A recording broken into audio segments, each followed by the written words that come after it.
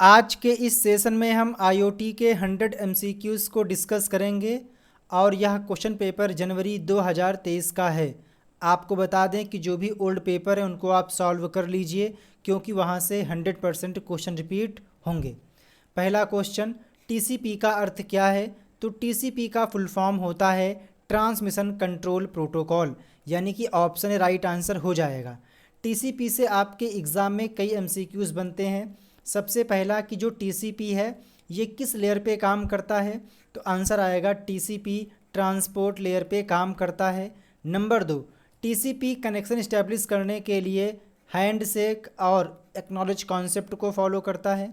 Number 3, transport layer connection oriented protocol है।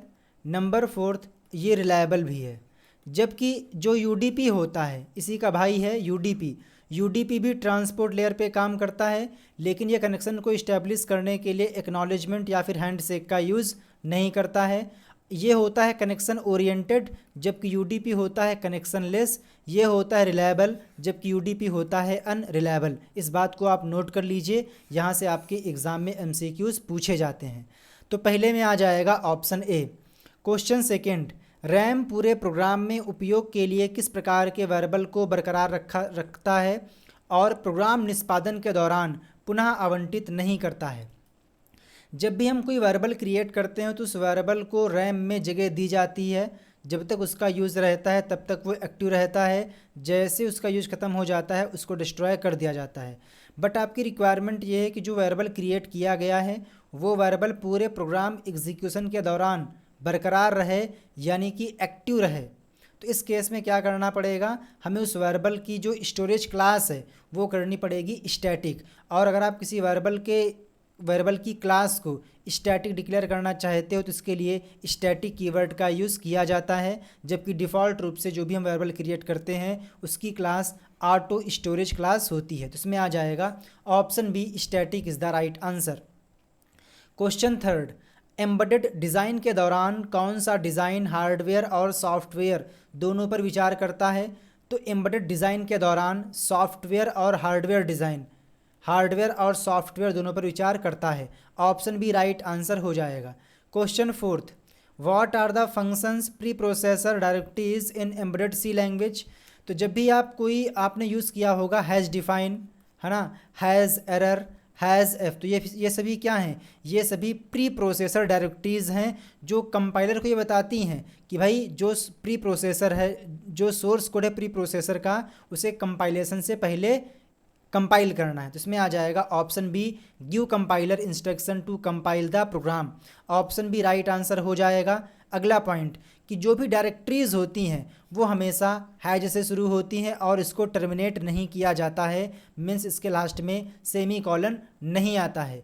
Question fifth, Shri Rahul अपनी project को कंप्लीट करने के बाद फीडबैक मांग रहे हैं, तो यह कार्य का क्या कहलाता है? मान लीजिए आपने कोई प्रोजेक्ट कंप्लीट कर लिया है, तो उस प्रोजेक्ट के रिगार्डिंग अगर आप लोगों से फीडबैक मांग रहे हो तो इस केस में कहीं ना कहीं आप उस फीडबैक से खुद को अवेयर कर रहे हो कि भाई आपने कौन सा अच्छा काम किया है, आपने कौन सी मिस्टेक कर दी है, कौन से कार्य को इम्प्रूव करने की नीड है। तो ये जो टर्म है ना, ये कहलाएगा self awareness. Option B right answer हो जाएगा। Question number sixth, Arduino code क्या कहलाते हैं? तो जब भी हम लोग कोई भी इंस्ट्रक्शन आर्डिनो IDLE पे लिखते हैं तो जो भी इंस्ट्रक्शन होते हैं उसको हम बोलते हैं sketch. Option A right answer हो जाएगा। आपको कमेंट करना है कि जो आर्डिनो की हम लोग फाइल्स क्रिएट करते हैं, स्केच क्रिएट करते हैं, उनका फाइल एक्सटेंशन क्या होता है? तो इसमें आ जाएगा option A, sketches is the right answer. Question seventh, निम्न में से कौन सा टाइमर का एक मूल फंक्शन है? तो अगर हम बात करें टाइमर का एक मूल फंक्शन कौन सा है, तो which of the following is the basic function of a timer? तो इसकी सहायता से हम क्या करते हैं, टाइम डिले प्रोवाइड करता है ये हमें, साथ ही साथ ये काउंटर के रूप में भी कार्य करता है। इसका यूज़ हम लोग कंपेयर को कंट्रोल करने के लिए या फिर कैप्चर मोड को कंट्रोल करने के लिए भी करते हैं। Option D all of the above right answer होगा। हालांकि जो सबसे अप्रोप्रिएट है वो हो जाएगा ऑप्शन सी, बट यहाँ पर हम लोग ऑप्शन डी को टिक करने वाले हैं। क्वेश्चन नंबर नाइन्थ, निम्न में से कौन किसी एक्सेस किए गए संसाधन को अस्वीकार करने से रोकता है? Which of the following prevents someone from denying the accessed resources? तो वो होता है एक टर्म होता है नॉन रिपुडिएशन। इसका काम क्या है? जो ये टर्म है ये इस बात को अश्योर करता है कि जो मैसेज आया है जहाँ से और जो मैसेज की ऑथेंटिसिटी है उसको कोई भी डिनाई नहीं कर सकता है, यानी कि no one can deny the origin और ऑथेंटिसिटी ऑफ अ मैसेज। तो इसमें आ जाएगा option B non repudiation. Next question, हाँ इसका मतलब क्या होता है?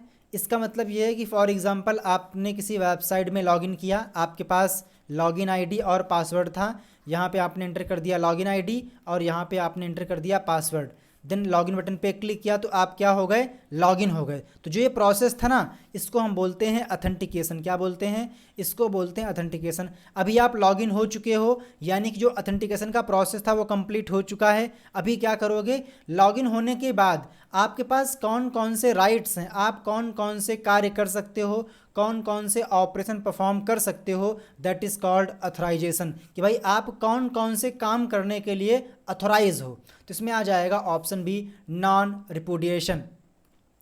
Question number next that is 9th, identify the polite method of beginning a business letter.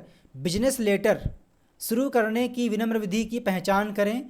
तो जाहिर सी बात है अगर आपने कोई लेटर लिखा है तो वहाँ पे आपको क्या आशा है कि वहाँ से आपको रिप्लाई प्राप्त होना चाहिए। तो आप टर्म यूज़ करेंगे we appreciate your prompt reply. Option D right answer हो जाएगा। क्वेश्चन 10, कंपनी के बारे में रिसर्च और इंक्वायरी कैसे करें? तो अगर आपको किसी कंपनी के बारे में इंक्वायरी करनी है या रिसर्च करनी है तो सबसे पहला काम यह है कि आप कंपनी के वेबसाइट को ओपन कर लीजिए, या फिर जो कंपनी की डायरेक्टरीज़ हैं उनसे भी आप उनके बारे में रिसर्च कर सकते हो, इंक्वायरी कर सकते हो।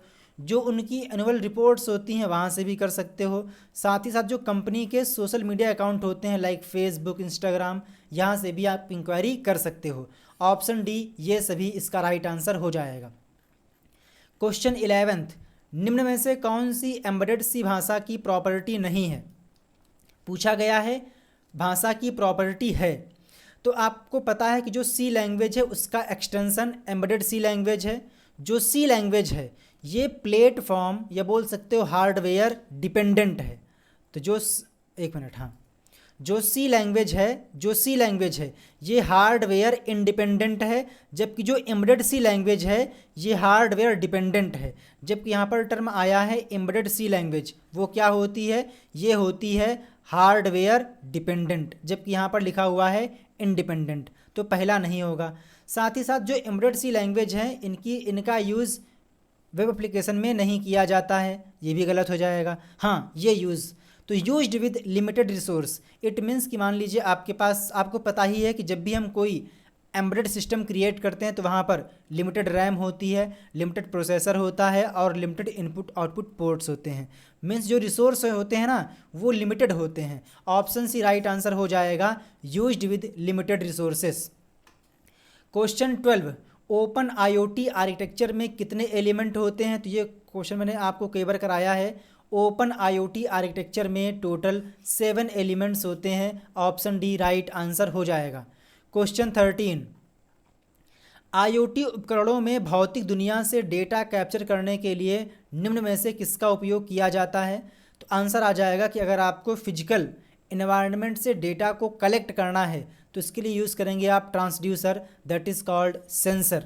तो सेंसर क्या करता है? फिजिकल इन्वायरमेंट से डेटा को कलेक्ट करता है और उसे प्रोसेसर को फॉरवर्ड करता है, माइक्रो कंट्रोलर को फॉरवर्ड कर देता है।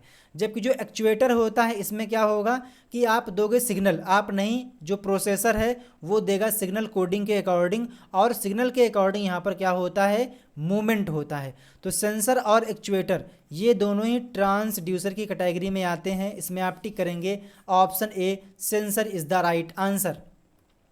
क्वेश्चन नंबर 14, निम्न में से कौन एक माइक्रो कंट्रोलर में मौजूद होना चाहिए? जो आपने 2 टर्म यूज़ किए होंगे, एक होता है माइक्रो प्रोसेसर और एक होता है माइक्रो कंट्रोलर। तो जो माइक्रो प्रोसेसर होता है ना तो इसकी अपनी रैम होती है, ना इसमें अपनी रोम होती है, और ना ही इनपुट आउटपुट पोर्ट होते हैं। जबकि जो माइक्रो कंट्रोलर होता है ये माइक्रो प्रोसेसर के कंपैरिजन में काफ़ी इनएक्सपेंसिव होता है। साथ ही साथ इसकी अपनी रैम होती है, अपना रोम होता है, इनपुट आउटपुट पोर्ट भी होते हैं, खुद का प्रोसेसर होता है और यहाँ पर टाइमर्स भी होते हैं। तो इसमें आप टिक करेंगे, ऑप्शन डी राइट आंसर हो जाएगा। और जो आर्डिनो ऊनो है ना, जो आर्डिनो ऊनो है, इसमें हम ATmega 328P इस माइक्रो कंट्रोलर का यूज़ करते हैं। तो ये भी आपसे पूछ लेता है। मुझे आशा है कि आप लोगों ने वीडियो को लाइक कर दिया होगा, चैनल को सब्सक्राइब कर लिया होगा। चूँकि आपके एग्ज़ाम पास में है तो ऐसे में जो भी लेटेस्ट अपडेट है वो आप तक टाइम टू टाइम पहुंचनी इंपॉर्टेंट हो जाती है। तो आप मेरे से व्हाट्सएप पे कनेक्ट हो जाइए 7607418817। इस नंबर पे आप मुझे व्हाट्सएप कर लीजिए, टाइप कर दीजिए कनेक्ट, तो मैं आपको अपने व्हाट्सएप पे कनेक्ट कर लूँगा और जो लेटेस्ट अपडेट होगी वो आप तक सबसे पहले मिलती रहेगी। अगला क्वेश्चन नंबर 15, बताइएगा इसका आंसर क्या होगा। यदि एक का अर्थ है किसी ऑब्जेक्ट का पता लगाया गया है और जीरो का अर्थ है किसी ऑब्जेक्ट का पता नहीं चला है, तो सेंसर को स्थिर मानते हुए वस्तु की संभावित गति क्या हो सकती है यदि सेंसर द्वारा आउटपुट को 111000 के रूप में देखा जाता है। सिंपल सी बात है, मान लीजिए ये क्या है, ये है कोई सेंसर, दिस इज सेंसर, और ये कोई ऑब्जेक्ट है, लाइक कोई मैन है या कोई अदर ऑब्जेक्ट भी हो सकता है। अभी जो ये सेंसर है ना, इस सेंसर की रेंज में ये ऑब्जेक्ट है, तो जो सेंसर है ना ये आपको देगा 111111 करते जाएगा। लेकिन अगर यही ऑब्जेक्ट इस सेंसर की रेंज से दूर चला गया, अब जो ऑब्जेक्ट यहाँ पर था अब यहाँ पर आ गया, तो इस केस में क्या होगा, जो सेंसर की रेंज थी अब इससे बाहर हो चुका, तो क्या देगा, अब ये आपको देगा 000 यानी कि लो देगा। इट मीन्स आंसर क्या आ जाएगा कि जो ऑब्जेक्ट है ना वो दूर जा रहा है। ऑप्शन सी राइट आंसर हो जाएगा।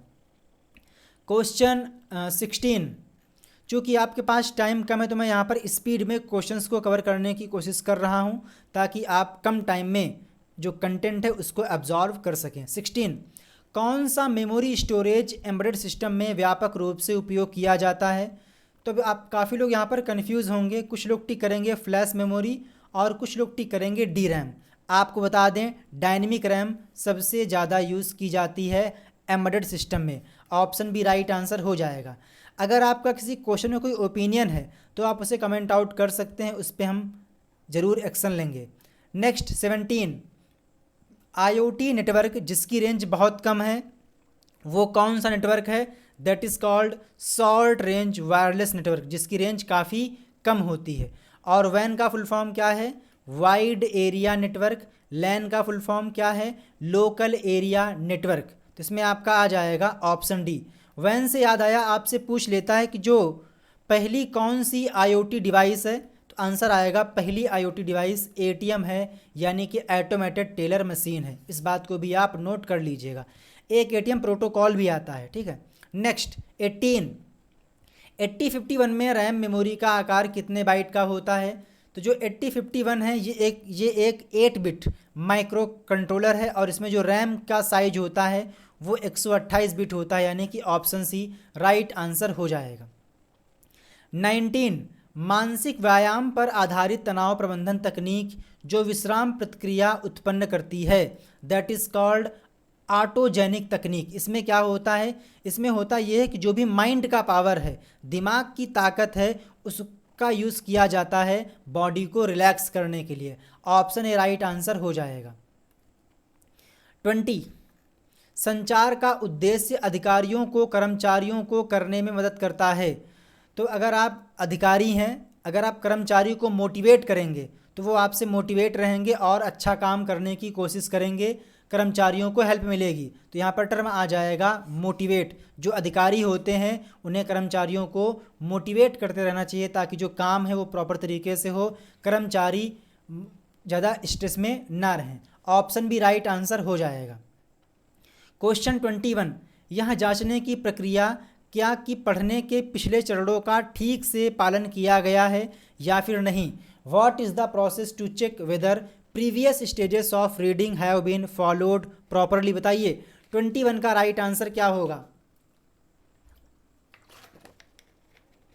21 का राइट आंसर क्या होगा, बिल्कुल सही है। अगर आपने टिक किया है रिव्यू, अगर आपने टिक किया है रिव्यू तो आप बिल्कुल सही हैं। भाई सिंपल सी बात है, जो आज आप चेक कर रहे हो, जो आप पढ़ रहे हो, इसके पहले आपने प्रॉपर तरीके से रीडिंग किया है या फिर नहीं, जो स्टेजेस हैं क्या वो प्रॉपर तरीके से फॉलो किए गए हैं या फिर नहीं, तो क्या करना पड़ेगा, उसका रिव्यू करना पड़ेगा। आपने एक टर्म यूज़ किया होगा दैट इज़ SQ, एक मिनट, SQ3R। तो S का मतलब क्या होता है, S का मतलब होता है सर्वे, Q का मतलब क्या होता है, question,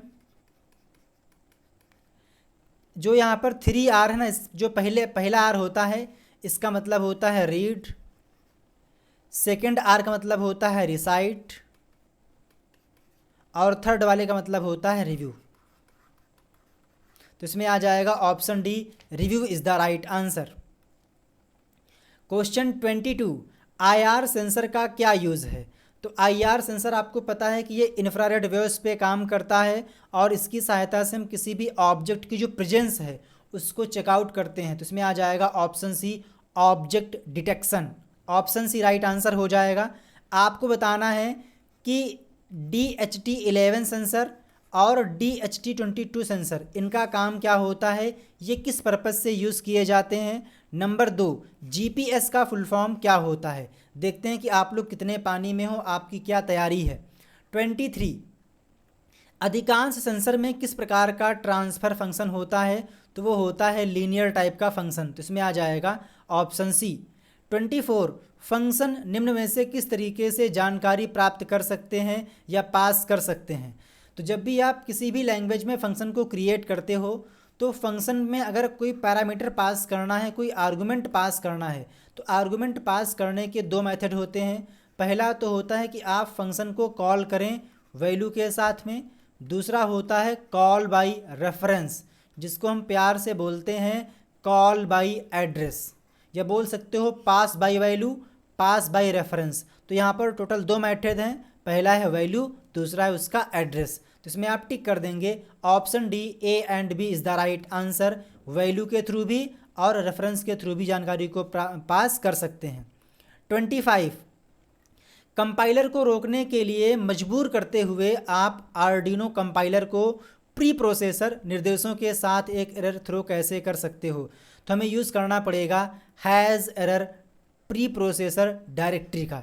option D right answer हो जाएगा। इसी की सहायता से हम क्या कर सकते हैं, एरर को थ्रो कर सकते हैं, एरर को दिखा सकते हैं, एरर को दिखा सकते हैं। 26, LDR सेंसर के सिद्धांत पर काम करता है। बताइए जो LDR होता है वो किस सिद्धांत पे काम करता है। तो आंसर आएगा कि जो LDR है इसका full form light dependent register होता है। और जो LDR है ये फोटो कंडक्टिविटी, इस कॉन्सेप्ट पे, इस प्रिंसिपल पे वर्क करता है। जो भी स्ट्रीट लाइट होती हैं आप देखते हैं वहाँ पर क्या होता है कि जैसे रात होने लगती है जो LED हैं वो ग्लो होने लगती है। तो वहाँ पर कौन सेंसर काम करता है, आंसर आएगा वहाँ पर LDR सेंसर काम करता है। 27 ये रहा, जीवन की चुनौतियों का सामना करने की योग्यता और प्रसन्नता के योग्य होने की भावना को क्या कहते हैं। That is called self esteem, यानी कि आपको खुद के ऊपर कॉन्फिडेंस होना चाहिए। आपके पास कोई चुनौती आ रही है तो आपके अंदर ये कॉन्फिडेंस होना चाहिए कि भाई मेरे को इस चुनौती से लड़ने के लिए मेरे अंदर योग्यता है, मैं इससे निपट सकता हूँ। Option B self esteem is the right answer. Option B right answer हो जाएगा। अगर आपने वीडियो को लाइक नहीं किया है तो आप अच्छे हैं, अगर आपको और अच्छा बनना है तो वीडियो को लाइक कर दीजिए, चैनल को सब्सक्राइब कर लीजिए। साथ ही साथ आप लोगों के लिए O लेवल के चारों ही पेपर प्रैक्टिकल की बना दी गई है प्लेलिस्ट। सिंपली आपको आना है होम पे और यहीं पे आपको मिल जाएगा M3 का प्लेलिस्ट, इसके बाद में M2 की, M1 की और M4 की, इसके नीचे प्रैक्टिकल और ये रही A लेवल की क्लासेस। तो अगर आपके पास कोई डाउट है तो आप इस व्हाट्सएप पर पूछ सकते हैं, व्हाट्सएप पे कमेंट आउट कर सकते हैं, मैसेज कर सकते हैं। साथ ही साथ अगर आपको O लेवल का पेड बैच ज्वाइन करना है तो सिंपली आपको आना है examzilla.com पे, मिलेगा ऑप्शन स्टोर का, यहाँ पे क्लिक कर दीजिएगा। क्लिक करने के बाद आपके सामने ऐसा इंटरफेस आएगा जहाँ पे आप कोर्स में इनरोल कर सकते हो। आपके पास कोई डाउट है तो आप दिए गए व्हाट्सएप नंबर पे कांटेक्ट कर सकते हो। क्वेश्चन 28 अधिकतम पावर पर डीसी मोटर की क्षमता क्या है, इफ़िशियंसी क्या है। तो what is the efficiency of DC motor at the maximum power. तो जो डीसी मोटर होती है ये रहेगी इसकी efficiency less than 50%। Option D right answer हो जाएगा। डीसी का मतलब होता है डायरेक्ट करंट। क्या होता है? Direct current. इसमें आपका प्लस और माइनस यूज होता है। एक होती है एसी मोटर, इसका मतलब होता है अल्टरनेटिव करंट। इट मीन्स यहाँ पर जो लाइट होती है उसकी रिक्वायरमेंट होती है, यहाँ पर आपका फेस और न्यूट्रल होता है। तो इसमें आ जाएगा option D less than 50%। 29 serial को समानांतर में और समानांतर को सीरियल में कन्वर्ट करने के लिए कौन से उपकरण का यूज़ करते हैं। तो वो हो जाता है रजिस्टर, जिसका काम होता है सीरियल को पैरेलल में और पैरेलल को सीरियल में कन्वर्ट करना। ऑप्शन डी राइट आंसर हो जाएगा। वक्ता का स्वर कैसा होना चाहिए? जो स्पीकर है, जो बोल रहा है, उसका स्वर कैसा होना चाहिए। तो आंसर आएगा जो बोल रहा है वो लाउड हो, साथ ही साथ जो मेन है दैट इज़ वो क्लियर बोल रहा हो। ऑप्शन बी राइट आंसर हो जाएगा। 31 निम्न कोड का आउटपुट क्या होगा। काफ़ी इजी भी है, इसको आप ध्यान से देखिएगा। सबसे पहले यहाँ पर stdio.h इस हेडर फाइल को इंक्लूड किया गया है और stdio का मतलब होता है स्टैंडर्ड इनपुट आउटपुट। चूँकि हमने यहाँ पर प्रिंटफ फंक्शन का यूज़ किया है और जो प्रिंटफ फंक्शन है ये इसी हेडर फाइल में मिलता है, तो हमें क्या करना पड़ेगा, इस हेडर फाइल को इंक्लूड करना पड़ेगा। तो हमने यहाँ पर हैज इंक्लूड इस प्री प्रोसेसर डायरेक्टरी का यूज़ किया है। देन यहाँ पर एक फंक्शन को डिफ़ाइन किया गया है, ये रहा फंक्शन जिसका नाम क्या है, जिसका नाम है सॉल्व। और इस फंक्शन की डेफिनेशन यहाँ से शुरू हुई है और यहाँ पर फिनिश हुई है। सबसे पहले यहाँ पर क्या किया गया, एक एरे क्रिएट किया गया कैरेक्टर टाइप का, जिसका साइज क्या है 5, और यहाँ पर ABCDE इस स्ट्रिंग को स्टोर किया गया है। ध्यान दीजिएगा, सी लैंग्वेज में अगर आपको सिंगल कैरेक्टर को स्टोर करना है तो हम क्या करते हैं, सिंगल कोट का यूज़ करते हैं। अगर एक से अधिक कैरेक्टर हैं तो उसको कहा जाता है स्ट्रिंग, और स्ट्रिंग को स्टोर करने के लिए हम डुअल कोट का यूज़ करते हैं। ठीक है। देन इसके बाद में यहाँ पर एक वेरिएबल है अंश इक्वल 0। तो जो अंश नाम का वेरिएबल है इसको 0 से इनिशियलाइज कर दिया गया है और यहाँ पर लूप को इम्प्लीमेंट किया गया for i is equal to 0, i is less than 5, i plus plus. तो सबसे पहले क्या होगा, एक बार लूप चलेगा और i में क्या रहेगा 0। तो अब यहाँ पर देखा जाएगा ch इंडेक्स ऑफ i, और i में प्रेजेंट टाइम में कौन है, तो आप बोलोगे 0। तो इसको मैं क्लीन कर लेता हूँ। अगर मैं आपका ध्यान यहाँ पर अट्रैक्ट करूँ तो a का इंडेक्स क्या होगा 0, b का 1, c का 2, d का 3 और e का 4। तो 0 इंडेक्स पे कौन है, तो आप बोलोगे a।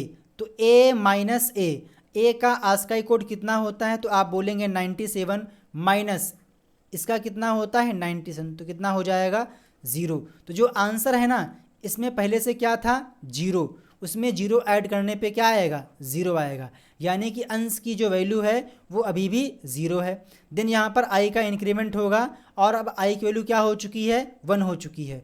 तो यहाँ पर पूछेगा ch इंडेक्स ऑफ 1, 1 पे कौन है 1 पे b है, और b की आस्काई वैल्यू क्या होती है, तो आप बोलेंगे 98 माइनस a की क्या होती है 97। तो कितना यहाँ से आ जाएगा, यहाँ से आ जाएगा 1, और इस 1 को क्या किया जाएगा आंसर की वैल्यू में एक ऐड कर दिया जाएगा।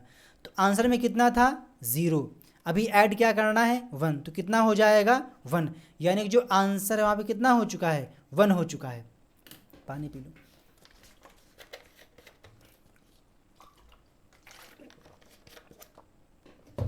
देन अब यहाँ पर आ जाएगा i में 2 पे कौन है 2 पे है c, और c की आस्काई वैल्यू क्या होती है, तो आप बोलेंगे 99 माइनस 97 कितना हो जाएगा, यहाँ से हो जाएगा 2।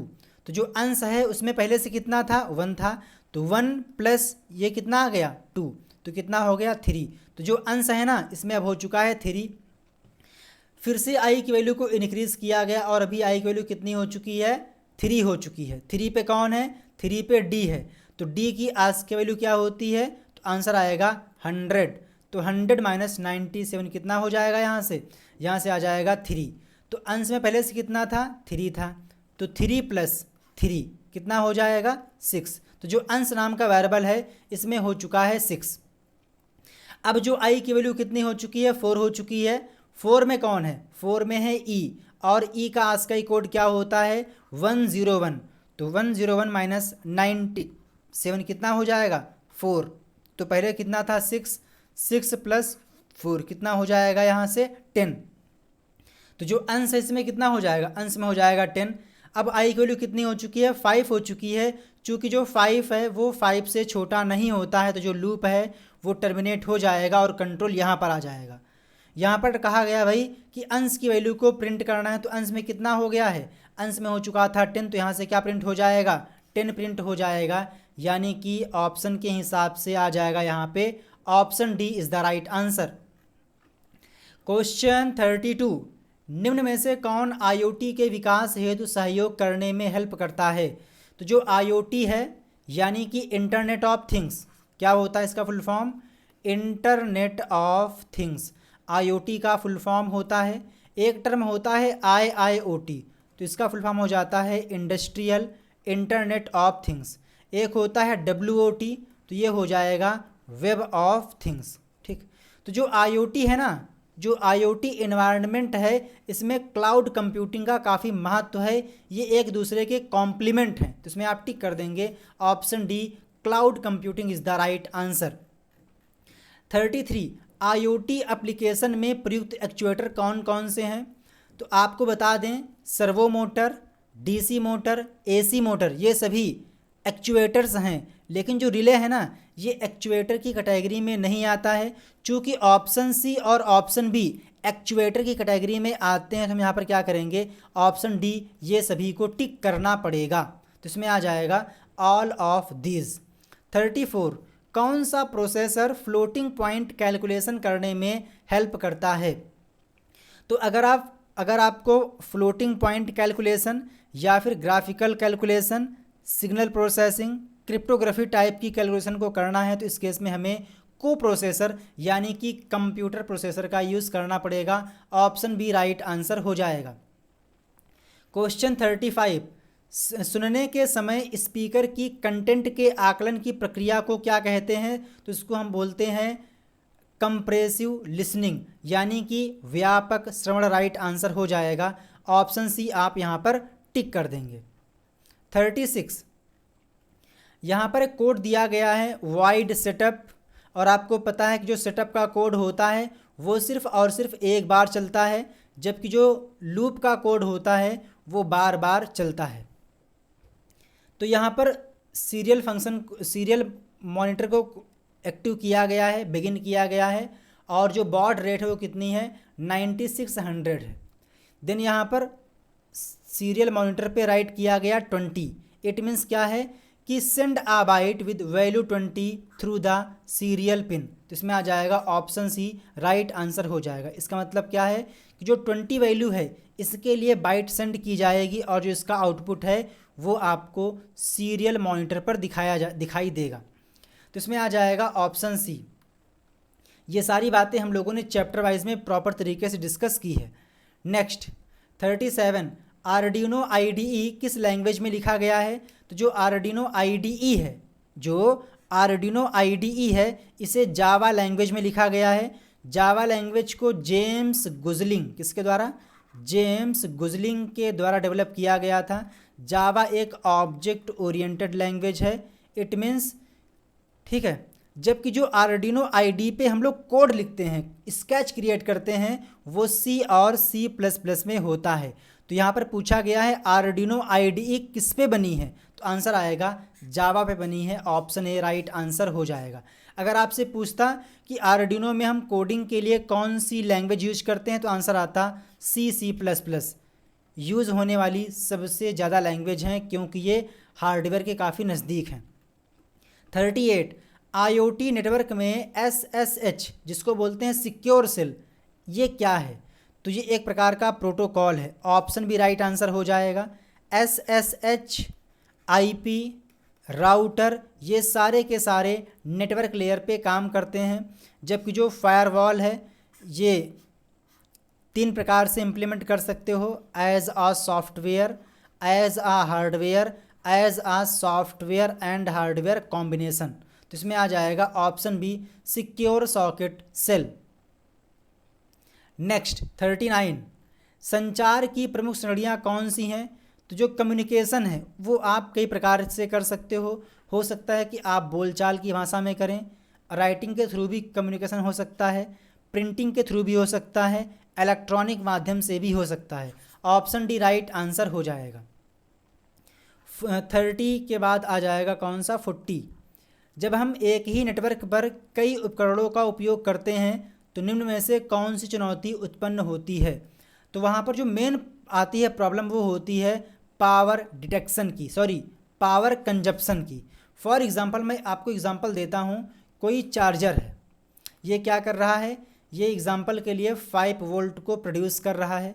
अगर आपने कुछ जुगाड़ बना के क्या कर दिया, इसी एक पोर्ट से 2 पोर्ट कर दिए, तो इस केस में क्या होगा? यहाँ पर जो आने वाली है प्रॉब्लम वो आएगी पावर कंजप्शन की। जो डिवाइसेस रहेंगी ना वो बहुत स्लो वर्क करेंगी। तो इसमें आंसर आ जाएगा ऑप्शन डी। ये मैंने आप लोगों को रियल लाइफ का एग्जाम्पल दिया है। 41, आर्डिनो में इंटरप्ट सर्विस रूटीन का क्या यूज़ है? तो आर्डिनो में इंटरप्ट सर्विस रूटीन का काम होता है फंक्शन को ऑटोमेट करना। फंक्शन को ऑटोमेट करने के लिए हम इंटरप्ट सर्विस रूटीन का उपयोग करते हैं। ऑप्शन सी राइट आंसर हो जाएगा। 42, एम्बेडेड सी लैंग्वेज में मल्टी लाइन कमेंट्स को कैसे दर्शाया जाता है? तो एम्बेडेड सी लैंग्वेज में मल्टी लाइन कमेंट्स को हम स्लैश एस्ट्रिक एस्ट्रिक स्लैश इसकी सहायता से डिनोट करते हैं, जबकि जो सिंगल लाइन कमेंट्स होती हैं उन्हें हम डबल फॉरवर्ड स्लैश के थ्रू शो करते हैं। तो ये होता है सिंगल लाइन के लिए और ये होता है मल्टी लाइन के लिए। चूँकि आपके पास टाइम कम है तो मैं यहाँ पर स्पीड से क्वेश्चन को सॉल्व कर रहा हूँ। अपने रिक्वायरमेंट के अनुसार आप इस वीडियो की स्पीड को कम ज़्यादा कर सकते हो। यहाँ पर आपको दिखाई दे रहे होंगे 3 डॉट, उस पर आप क्लिक करके जो प्लेबैक स्पीड है उसको अपने अकॉर्डिंग सेट कर सकते हो। तो इसमें आ जाएगा ऑप्शन बी। 43, IoT में सबसे अधिक चर्चित चुनौती कौन सी है? तो IoT का जो सबसे मेन ड्रॉबैक है वो क्या है? वो है इसकी सिक्योरिटी को लेकर। ऑप्शन बी राइट आंसर हो जाएगा। 44, रिपोर्ट का उपयोग आमतौर पर के रिजल्ट प्रस्तुत करने के लिए किया जाता है। तो जो रिपोर्ट्स होती हैं इनको आप यूज़ कर सकते हो, चाहे वो आपने कोई एक्सपेरिमेंट किया है उसके रिजल्ट को डिनोट करने के लिए, इंक्वायरी के लिए, इन्वेस्टिगेशन के लिए। तो इसमें आ जाएगा option D all of these. इसके बाद में आ जाएगा 45, इन IoT transport layer setup connection without handshake acknowledgement using. तो अब यहाँ पर टर्म आया है विदाउट, और आपको पता है कि जो UDP होता है ये बिना किसी हैंडशेक या एक्नॉलेज के कनेक्शन को इस्टेब्लिश कर लेता है। तो इसमें आ जाएगा ऑप्शन ए UDP। जो UDP है इसका full form user datagram protocol होता है। क्या होता है? यूज़र डेटाग्राम प्रोटोकॉल होता है। ऑप्शन ए राइट आंसर हो जाएगा। 46, कंप्यूटर सिस्टम का हृदय क्या है? तो जो प्रोसेसर होता है जिसको हम बोलते हैं माइक्रो प्रोसेसर या बोल सकते हो CPU, ये कंप्यूटर सिस्टम का हार्ट होता है। ठीक इसी प्रकार से जो एम्बेडेड सिस्टम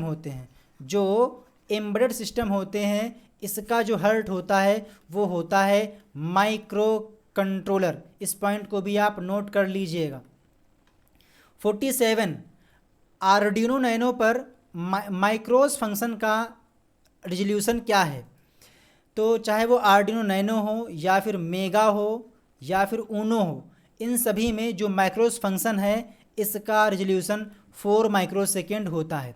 फॉर एग्ज़ाम्पल जो टाइम की स्टार्टिंग है वो हुई 100 माइक्रोसेकेंड से, तो इस केस में जो अगला टाइम स्टैम्प आने वाला है वो हो जाएगा 104, इसके बाद में 108, देन 1112, 1116, यानी कि जो यहाँ पर डिफरेंस रहेगा, रिजोल्यूशन रहेगा वो 4 माइक्रोसेकेंड का रहेगा। जबकि एक आता है लिली पैड, आपने सुना होगा लिली पैड। तो जो लिली पैड होता है इसका जो रिजोल्यूशन होता है इसका होता है 8 माइक्रोसेकेंड। इट मीन्स अगर शुरुआत 100 से हो रही है तो पहले कौन आएगा? 100, उसके बाद में 108, देन 1116, 124। तो इसमें आ जाएगा ऑप्शन बी 4 माइक्रोसेकेंड का होता है। 48, एप्लीकेशन डेटा या विभिन्न उपकरणों से इनपुट और इसे व्यवहारिक क्रियाओं में परिवर्तित करने के स्पष्ट पैटर्न व विश्लेषण कहलाते हैं। These application take data or input from various devices and convert it into viable actions or clear pattern for human analysis, that is called real time analytics. Option A right answer हो जाएगा। 49 sensor की प्रभावशीलता निम्न में से किस parameter पर निर्भर करती है?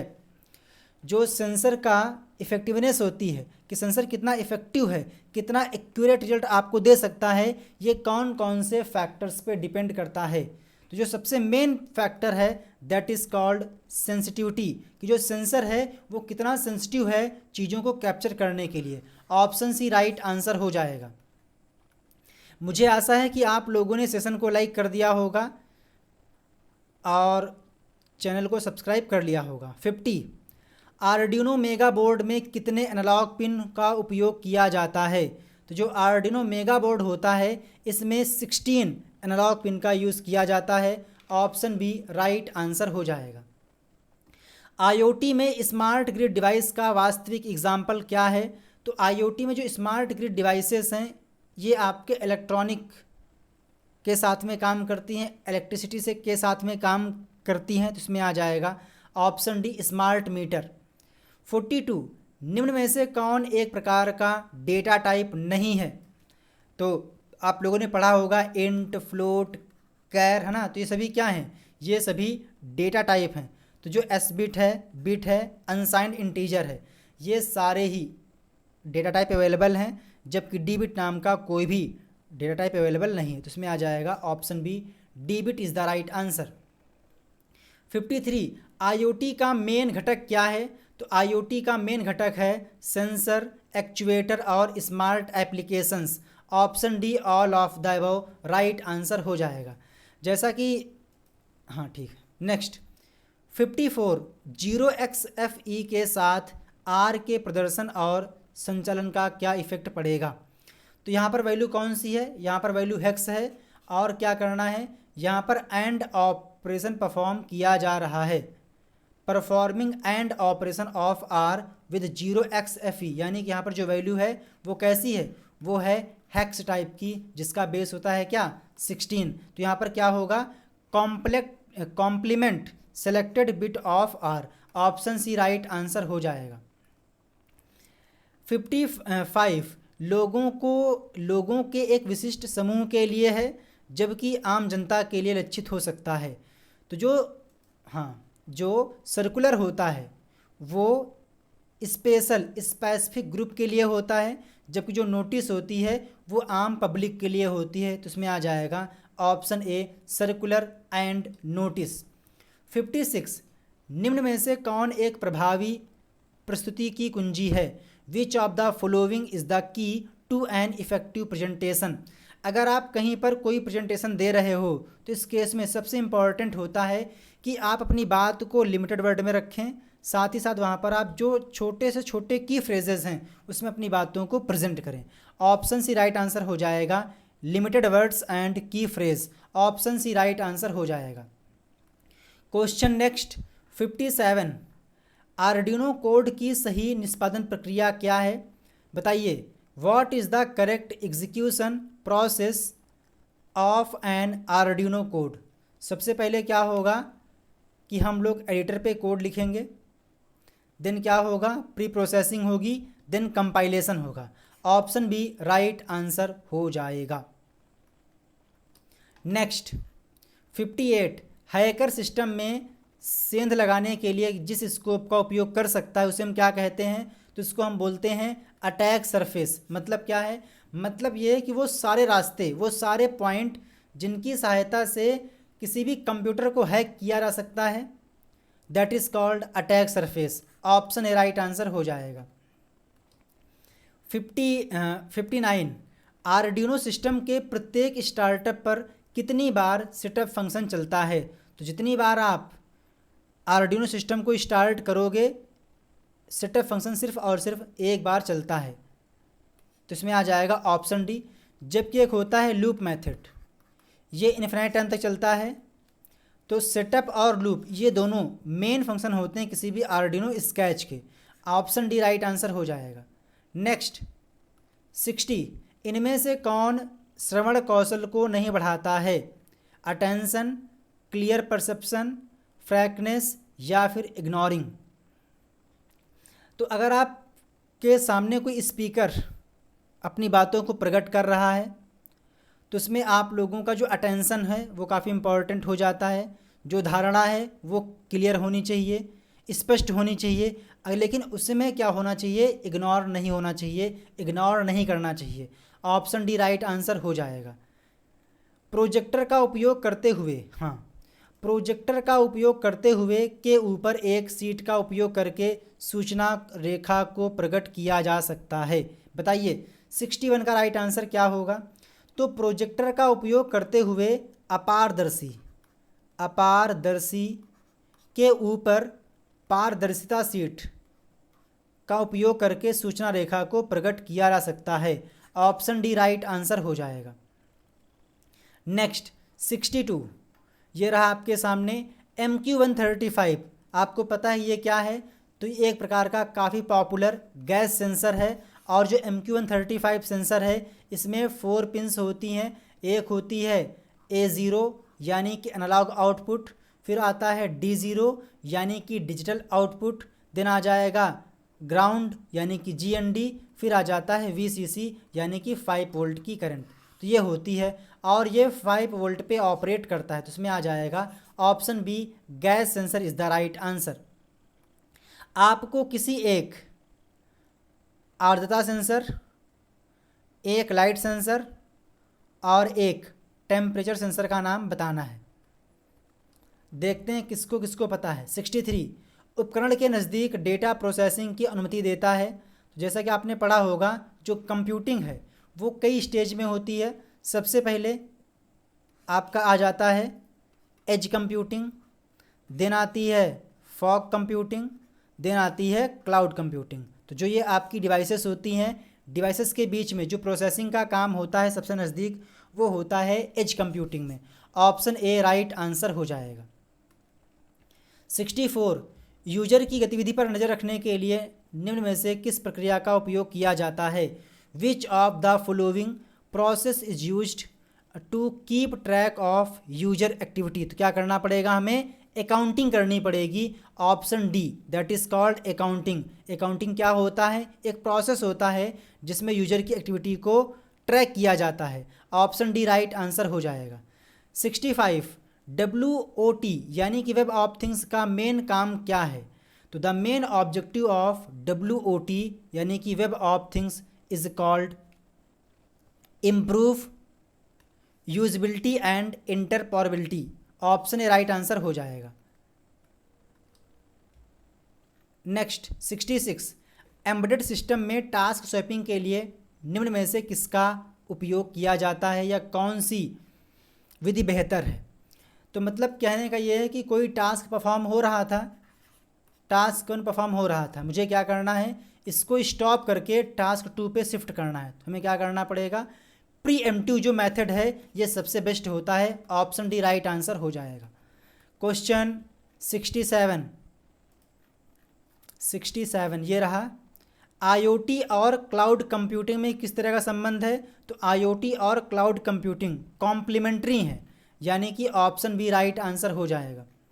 नेक्स्ट, एम्बेडेड सी में कमेंट्स को कैसे शो करते हैं? तो चाहे वो आपका एम्बेडेड सी लैंग्वेज हो या फिर सी लैंग्वेज हो, CSS हो, जावा स्क्रिप्ट हो, PHP हो, इन सभी में हम लोग कमेंट्स को डबल स्लैश के साथ में डिनोट करते हैं। ऑप्शन डी राइट आंसर हो जाएगा। तो ये होता है सिंगल लाइन के लिए और ये होता है डुअल लाइन के लिए, यानी कि मल्टीपल लाइन के लिए। नेक्स्ट 69, आर्डिनो क्या है? तो आर्डिनो एक प्रकार का ओपन सोर्स इलेक्ट्रॉनिक प्लेटफॉर्म है। ऑप्शन सी राइट आंसर हो जाएगा। जो आर्डिनो है ये 2 प्रकार का है, एक तो है आर्डिनो हार्डवेयर और एक है आर्डिनो सॉफ्टवेयर, जो कि IDLE के रूप में उपलब्ध है, जहाँ पर हम लोग क्या करते हैं? कोडिंग करते हैं और फिर हम लोग क्या करते हैं? उस हार्डवेयर में अपलोड करते हैं, यानी कि आर्डिनो हार्डवेयर में अपलोड करते हैं। तो इसमें आ जाएगा option C open source electronic platform. मैं इस क्लास को रात के लगभग 12 बज चुके हैं तब मैं इस क्लास को शूट कर रहा हूँ, तो जो क्लास की क्वालिटी है उसमें हल्का सा इफेक्ट हो सकता है, इसको आप मैनेज कर लीजिएगा। 70, डीसी मोटर के घूमने की दिशा तय करने के लिए किस नियम का उपयोग किया जाता है? तो आप लोगों ने पढ़ा होगा क्लास 9th और 10th में साइंस में, फ्लेमिंग के बाएं हाथ का नियम। तो इसमें आ जाएगा ऑप्शन डी, फ्लेमिंग के वाम हस्त का नियम, यानी कि लेफ्ट, क्या बोलेंगे इसको, बोलेंगे Fleming's left hand rule. Option D right answer हो जाएगा। 71, एक अच्छे प्रेजेंटर और कम्युनिकेशन में क्या होना चाहिए? तो सिंपल सी बात है, अगर कोई अच्छा प्रेजेंटर है या कम्युनिकेटर है तो जो आइडियाज़ हैं उनको एक सीक्वेंस में प्रॉपर तरीके से फॉलो करें, टाइम को मैनेज करते हुए कम टाइम में या जो दिया गया टाइम है उसमें अपनी बात को रखे, साथ ही साथ जो डाउट्स हैं उनको क्लियर करें। ऑप्शन डी राइट आंसर हो जाएगा, ऑल ऑफ दिस। 72, निम्न में से कौन सा नियमों का एक स्थापित सेट है जो यह डिसाइड करता है कि एक ही नेटवर्क में विभिन्न डिवाइस के बीच में डेटा कैसे प्रसारित किया जाता है? तो इसको हम बोलते हैं प्रोटोकॉल। जो प्रोटोकॉल होता है ये बताता है, क्या करता है, ये बताता है भाई कि this is called set of rules, कि जब नेटवर्क में कम्युनिकेशन हो रहा होगा तो कौन कौन से रूल्स को फॉलो करना है, कौन कौन से रेगुलेशंस को फॉलो करना है, that is called network protocol. Option C right answer हो जाएगा। 73, यदि ऑब्जेक्ट सेंसर से दूर जा रहा है तो निम्न कोड का आउटपुट क्या होगा? बताइएगा। हमारे पास एक वेरिएबल है ओपी नाम का जिसमें पिन नंबर 7 को इनिशलाइज किया गया है। देन एक वेरिएबल है इज बैरियर जिसमें वैल्यू असाइन कर दी गई है हाई। फिर यहाँ पर सेटअप कोड है जहाँ पर जो ओपी था यानी कि पिन नंबर 7 थी इसको हमने एज आ इनपुट डिक्लेयर कर दिया और जो बॉड रेट है वो हमने कर दिया 9600। देन लूप में कंट्रोल आएगा is barrier digital read OP.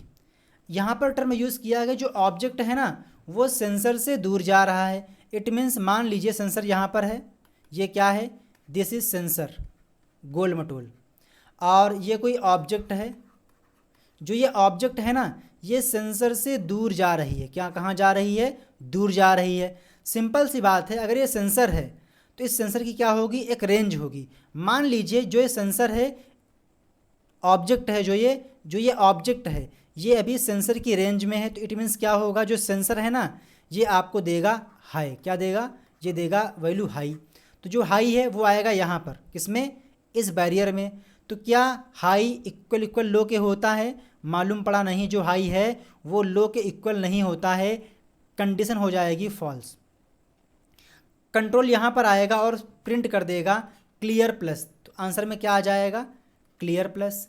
इसी प्रकार से अगर अभी भी ऑब्जेक्ट सेंसर की रेंज में है तो क्या मिलेगा, हाई मिलेगा, और चूंकि जो हाई होता है वो लो के इक्वल नहीं होता है तो यहाँ पर कंट्रोल आएगा और यहाँ से फिर से क्लियर प्लस प्रिंट कर देगा।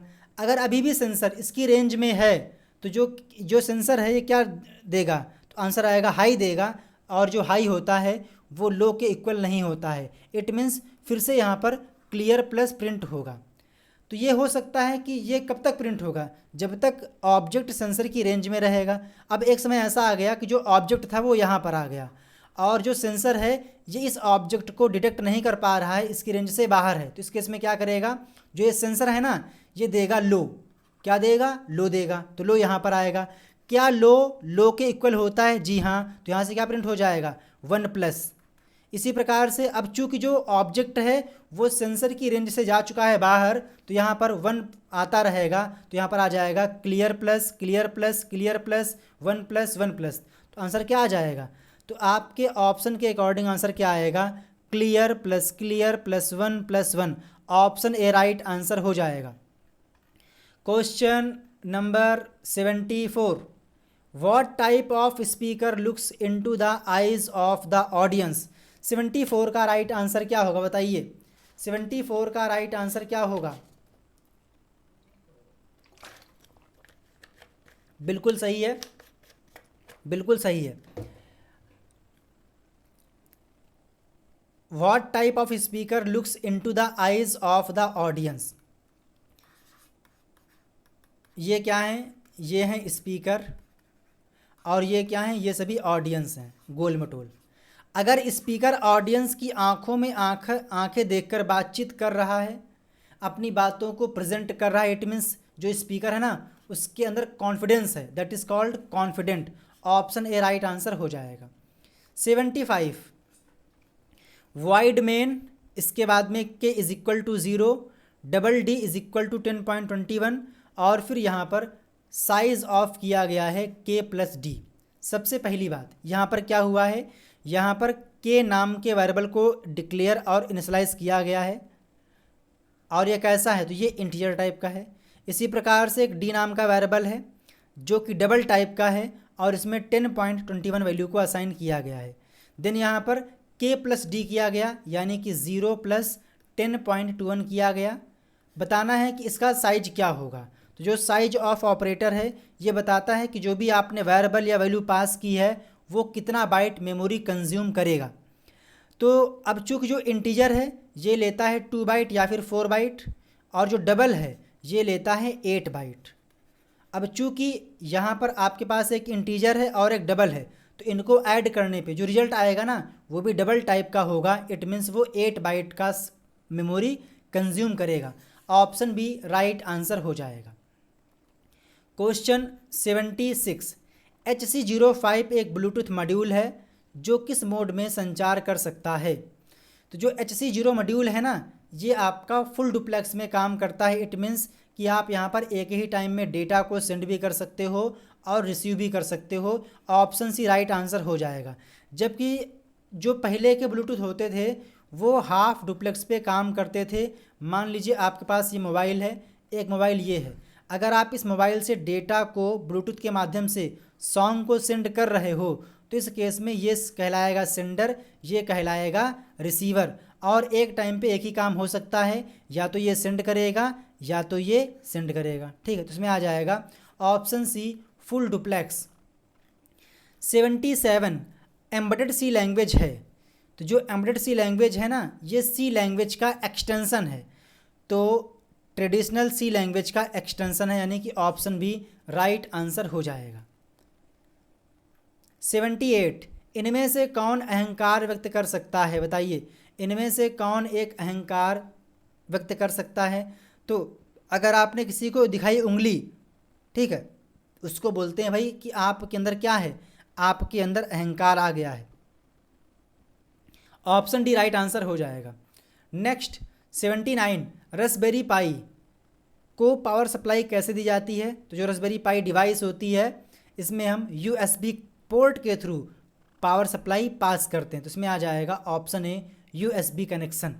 80 दूसरे को अनुमति देते समय एक संकेत से आवृत्तियों के कुछ बैंड को हटाने की प्रक्रिया को क्या कहते हैं। तो इसका मतलब ये है कि आपके पास जो बैंडविड्थ थी, जो फ्रीक्वेंसीज थी, उसमें से आप किसी स्पेसिफिक फ्रीक्वेंसी को रिमूव कर रहे हो, that is called filtering. Option C right answer हो जाएगा। 81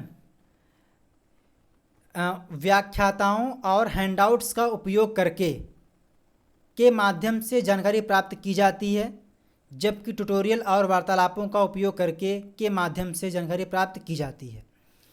तो using lectures and handouts, lecture और हैंडआउट की सहायता से हम क्या करते हैं, इन्फॉर्मेशन को using lectures and handouts information is acquired via tutor, whereas by using tutorials and conversation। Means कहने का ये है कि जो छात्र होते हैं वो लेक्चर्स, हैंडआउट और जो उनका ट्यूटर है उसके थ्रू इन्फॉर्मेशन को एक्वायर करते हैं, जबकि जो इन्फॉर्मेशन होती है वो फेलो लर्नर के द्वारा एक्वायर की जाती है। ऑप्शन सी राइट आंसर हो जाएगा, ट्विटर एंड फेलो लर्नर्स, यानी कि सहपाठी। नेक्स्ट IoT परिनियोजन के लिए कौन सी अग्रणी क्लाउड सेवा नहीं है। तो आपने यूज़ किया होगा अमेज़ॉन की AWS, अजूरे माइक्रोसॉफ्ट की, वॉटसन IBM की, लेकिन जो गूगल ड्राइव है ना ये एक प्रकार की क्लाउड सर्विस नहीं है, बल्कि ये क्लाउड स्टोरेज है। तो इसमें आ जाएगा option D, cloud Google drive. मुझे आशा है कि आप लोगों ने वीडियो को लाइक कर दिया होगा। सबसे गंदी बात यह है कि आप लोग वीडियोस को देखते हो लेकिन लाइक नहीं करते हो, जो कि गंदी बात है। तो आपको मुझे मोटिवेट करना चाहिए ताकि मैं आपको और भी अच्छे से अच्छा content free of cost provide करने की कोशिश करूं और आपका एग्ज़ाम अच्छे ग्रेड से एक ही बार में क्रैक हो जाए। अगर आपको ओ लेवल का बैच ज्वाइन करना है या फिर आप मेरे से व्हाट्सएप पे कनेक्ट होना चाहते हैं तो व्हाट्सएप नंबर, इस नंबर पे कांटेक्ट कर लीजिए, ठीक है। नेक्स्ट, समरूप डेटा के एक सेट को लगातार मेमोरी लोकेशन में स्टोर किया जाता है, जिसे हम क्या कहते हैं, तो इसको हम बोलते हैं एरे। जो एरे होता है इसकी इंडेक्सिंग 0 से शुरू होती है। इसके आइटम्स को हम स्क्वायर ब्रैकेट के अंदर रखते हैं। तो इसमें आ जाएगा option C, array is the right answer. अगला पॉइंट, इसमें जो डेटाज होते हैं, जो वैल्यूज़ होती हैं, वो सेम डेटा टाइप की होनी चाहिए। तो इसमें आ जाएगा option C, array is the right answer. 84, analog write function किस प्रकार का आउटपुट देगा। तो जो भी आपकी एनालॉग पिन्स होती हैं उनकी सहायता से हम PWM सिग्नल को जनरेट कर सकते हैं। तो ऑप्शन सी राइट आंसर हो जाएगा, pulse width modulation signal. Option C right answer हो जाएगा। और आपको बताना है कि PWM पिन कितनी होती हैं, हाउ मैनी, एंड पिन की संख्या कौन सी है, पिन नंबर कौन कौन सी हैं जो कि PWM को सपोर्ट करती हैं। नेक्स्ट, 85, 8051 में किस बिट साइज का प्रयोग किया जाता है, बताइए जी। जो 8051 माइक्रो कंट्रोलर है ये कितने बिट का है, तो आंसर आएगा 8051 micro controller 8 bit micro controller है। इसका मतलब क्या है कि ये एक टाइम में 8 बिट को ट्रांसफ़र करता है। ऑप्शन भी राइट आंसर हो जाएगा। नेक्स्ट, कौन सा एक कंट्रोल स्ट्रक्चर नहीं है, तो वाइल की सहायता से हम क्या करते हैं, कंट्रोल करते हैं। एफ-एल्स की सहायता से भी कंट्रोल करते हैं। केस में भी जो कि हम यूज करते हैं स्विच के साथ में, ये भी कंट्रोल के काम आता है। लेकिन जो हैश डिफाइन है ना, ये एक प्रकार की डायरेक्टरी है। तो इसमें आ जाएगा option C, hash define is the right answer. 87, board पर आर्डिनो स्केच को अपलोड करने के लिए निम्न में से किसका उपयोग किया जाता है। तो अगर आपने AVR माइक्रो कंट्रोलर का यूज़ किया है और AVR ठीक है, तो इसके लिए आपको AVR ड्यूट का यूज़ करना होगा, यानी कि AVR downloader and uploader. Option D right answer हो जाएगा। जबकि जो G++ है ये C++ का कंपाइलर है, AVR GCC भी C++ का कंपाइलर है, जबकि GCC किसका है, तो ये C लैंग्वेज का, ठीक है। तो इसमें आ जाएगा ऑप्शन डी, AVR ड्यूट। 88, यहाँ पर एक कोड दिया गया है, बताना है। यहाँ पर एक फंक्शन है void solve और इसकी डेफिनेशन यहाँ से शुरू हुई है और यहाँ पर ख़त्म हुई है। int b is equal to 4, इसके बाद में res equal to b plus plus plus plus plus B plus plus plus B. बताइए, इतना करने के बाद अगर यहाँ पर रिजल्ट की वैल्यू को प्रिंट किया जाएगा तो आंसर क्या आएगा। बिल्कुल सिंपल है, थोड़ा सा लॉजिकल है। b की वैल्यू क्या है, 4 है। यहाँ पर लगा हुआ है पोस्ट इंक्रीमेंट, मीन्स क्या है, पहले वैल्यू को यूज़ किया जाएगा। तो यहाँ पर कितना हो जाएगा, यहाँ पर हो जाएगा 4। उसके बाद में जैसे यहाँ पर b की वैल्यू यूज़ हुई तो जो 4 था ना, अब वो हो चुका है 5, ठीक है। देन लगा हुआ है प्लस, तुमने यहाँ पर प्लस की फ़ोटोकॉपी कर दी। फिर लगा हुआ है प्री इंक्रीमेंट, यानी कि पहले वैल्यू में एक ऐड करो उसके बाद में यूज़ करो। तो यहाँ पर पहले कितना था, 5, तो 5 + 1 कितना हो जाएगा, 6। तो यहाँ से आपका आ जाएगा 6। फिर यहाँ पर प्लस है, यहाँ लिखा हुआ है प्लस प्लस बी, तो बी में कितना है, बी में हो चुका था 6, तो 6 में एक ऐड करिए, तो 6 में एक ऐड करने में कितना आ जाएगा, 7 आ जाएगा। तो 4 6 10 और 10 और 7 17। तो आंसर क्या आ जाएगा, option C 17 is the right answer. क्यों, क्योंकि यहाँ पर था प्री प्रोसेसर, पहले वैल्यू में एक ऐड करिए उसके बाद में यूज़ करिए। क्वेश्चन 89, स्प्रिंग बूट एक्चुएटर समापन बिंदु का उपयोग करके रनिंग एप्लीकेशन के बारे में परिचालन जानकारी को उजागर करता है। Spring boot actuator exposes operational information about running application using that is called HTTP protocol. Option B right answer हो जाएगा।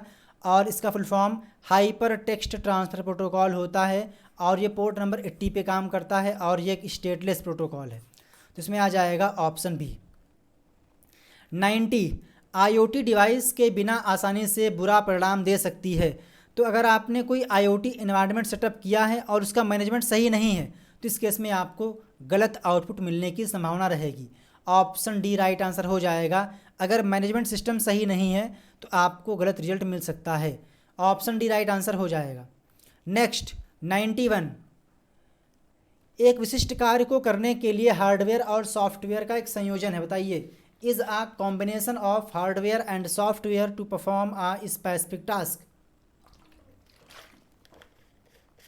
बिल्कुल सही है। जो एम्बेडेड सिस्टम होता है इसमें हार्डवेयर भी होता है और उस हार्डवेयर को कंट्रोल करने के लिए उसमें सॉफ्टवेयर को भी इम्प्लीमेंट किया जाता है। ऑप्शन बी राइट आंसर हो जाएगा। 92 इनमें से कौन एक थ्रेट मॉडलिंग मेथोडोलॉजी नहीं है। तो ऑक्टावेव, पास्टा, स्ट्राइड, ये सभी के सभी नेटवर्क में जो भी थ्रेड्स आते हैं उनको पता लगाने की टेक्निक्स हैं, जबकि जो नैनो है ये एक प्रकार का थ्रेट मॉडलिंग मेथड नहीं है। तो इसमें आ जाएगा ऑप्शन ए। 93 IoT नेटवर्क उपकरणों का एक संग्रह है। तो जो IoT नेटवर्क है ये इंटरकनेक्टेड जो भी डिवाइसेस हैं उनका कलेक्शन है। तो इसमें आ जाएगा ऑप्शन सी। 94 80 मेगा 168 एक बिट चिप है। तो जो 80 मेगा 168 माइक्रो कंट्रोलर है ये 8 बिट की माइक्रो चिप है। तो इसमें आ जाएगा ऑप्शन सी। नेक्स्ट, निम्न प्रोग्राम का आउटपुट क्या होगा। यहाँ पे लगा हुआ है फॉर लूप, ना तो इसमें इनिशियलाइजेशन है, ना कंडीशन है, ना ही इंक्रीमेंट डिक्रीमेंट है। तो इसका मतलब क्या है, इसका मतलब ये है कि जो ये लूप है ना ये इन्फिनाइट टाइम तक चलता रहेगा। नंबर 2, जो स्टेटमेंट हैं वो प्रिंट होते रहेंगे। तो आंसर आ जाएगा स्टेटमेंट हमेशा प्रिंट होते रहेंगे और ये एक इन्फिनाइट लूप है। तो इसमें आ जाएगा ऑप्शन डी बी एंड सी। यानी कि कहने का मतलब ये है कि अगर कोई लूप ऐसा है जिसमें ना तो इनिशियलाइजेशन है, ना ही कंडीशन है, ना ही इंक्रीमेंट डिक्रीमेंट है, तो इट मीन्स वो क्या है, वो एक इन्फिनाइट लूप है। या फिर उसमें ऐसी कंडीशन को इम्प्लीमेंट कर दिया गया है जो कभी गलत होगी ही नहीं, तो वो भी एक इन्फिनाइट लूप हो जाता है। 96 ये रहा आपके सामने। बताइए जी, इंक्लूड EEPROM.h, फिर यहाँ पर पिन नाम के वेरिएबल को 13 पिन असाइन की गई है। फिर यहाँ पर सेटअप है, पिन नंबर 13 को आउटपुट की तरह ट्रीट किया गया है। Serial dot begin 9600 baud rate है। फिर यहाँ पर लूप को इम्प्लीमेंट किया गया है i = 0। इसके बाद में EEPROM.length i++ और यहाँ से क्या किया गया है, यहाँ से राइट किया गया है 1 को। इट मीन्स क्या होगा, जो EEPROM है ना वो 1 से फिल की जा रही है, 1 से फिल की जा रही है। तो इसमें आ जाएगा option B fill EEPROM with 1। अगर यहाँ पे लिखा होता 0 तो इसका मतलब ये है कि वो क्या किया जा रहा है, वो 0 से फिल किया जा रहा है। नेक्स्ट 97 पाठक को पत्र का उद्देश्य क्या इंगित करता है। What indicates to the reader the purpose of letter. तो जब भी आप लिखते हो कोई लेटर तो उसमें होता है एक टर्म सब्जेक्ट। तो जो सब्जेक्ट होता है ना वो ये बताता है कि भाई जो लेटर है उसका पर्पस क्या है। तो इसमें आ जाएगा option a subject is the right answer. Question next, यदि ऑब्जेक्ट सेंसर की ओर बढ़ रही है तो निम्न कोड का आउटपुट क्या होगा। तो मान लीजिए ये क्या है, ये है कोई सेंसर और ये है ऑब्जेक्ट। ऑब्जेक्ट अभी यहाँ पर थी, दूर थी, अभी ये क्या हो रही है, ये सेंसर के पास में आ रही है। इट मीन्स क्या होगा, ये सेंसर की रेंज में आएगी।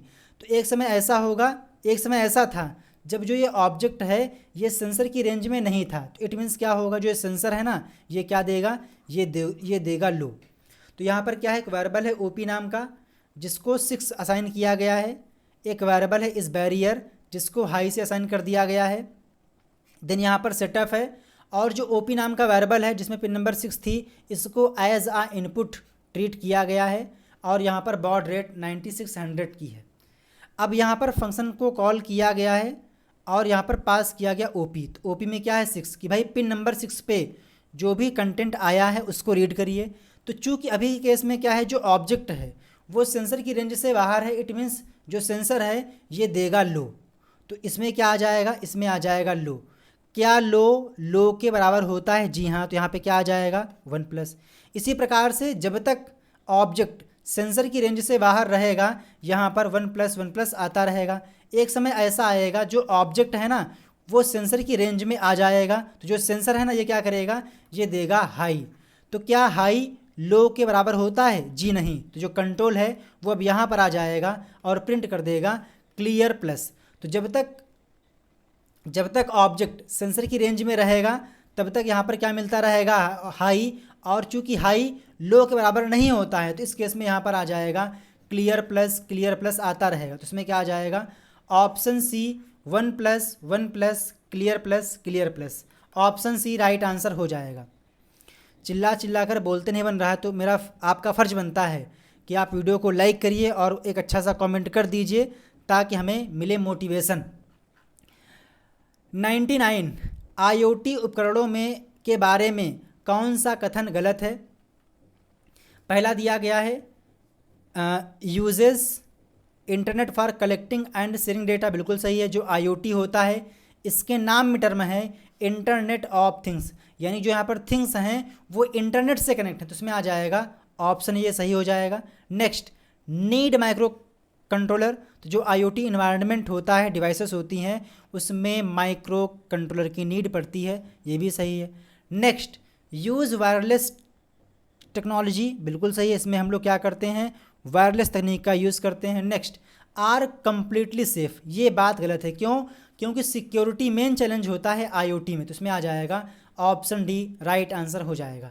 100 फंक्शन का उपयोग करके हम क्या कर सकते हैं? तो फंक्शन का उपयोग करके हम लोग एक बड़े टास्क को छोटे छोटे पार्ट में डिवाइड कर सकते हैं। और ठीक है, पहला पॉइंट सही है। देन अब चूंकि आपने फंक्शन क्रिएट कर लिया है तो क्या होगा, फंक्शन को आप जितनी बार चाहो उतनी बार यूज़ कर सकते हो। तो यहाँ से क्या होगा, जो कोड होगा ना उसको आप रीयूज़ कर सकते हो।